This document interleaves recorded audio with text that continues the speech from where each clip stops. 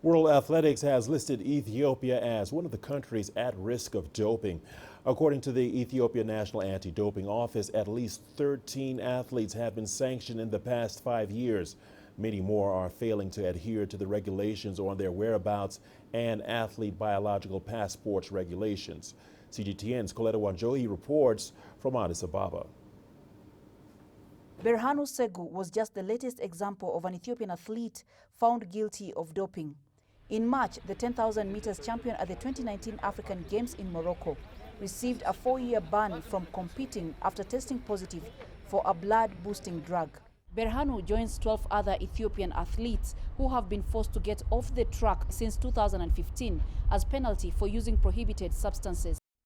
Ermias Ayele, the managing director of the Great Ethiopian Run, a sports initiative owned by retired long-distance champion Haile Gabriel Selassie, says while some athletes want a shortcut to victory, others fall prey to ignorance. Athletes, sometimes they might be injured.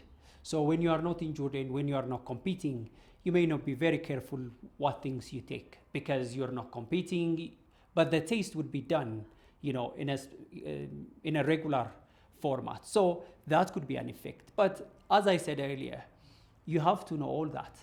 In 2017, Ethiopia approved a law for athletes found guilty of substance abuse. But even beyond substance abuse, some athletes in Ethiopia have been found guilty of violating regulations like failing to declare their whereabouts.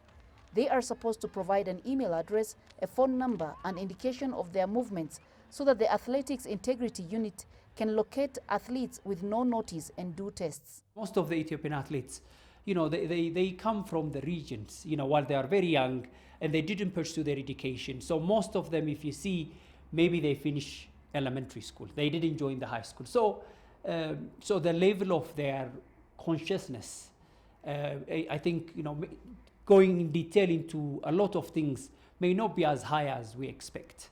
I think managers and coaches have the responsibility to teach them, but sometimes it could be lack of knowledge.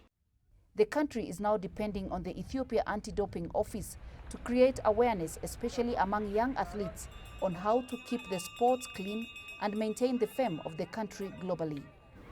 Coletta Wanjohi, CGTN, Addis Ababa, Ethiopia.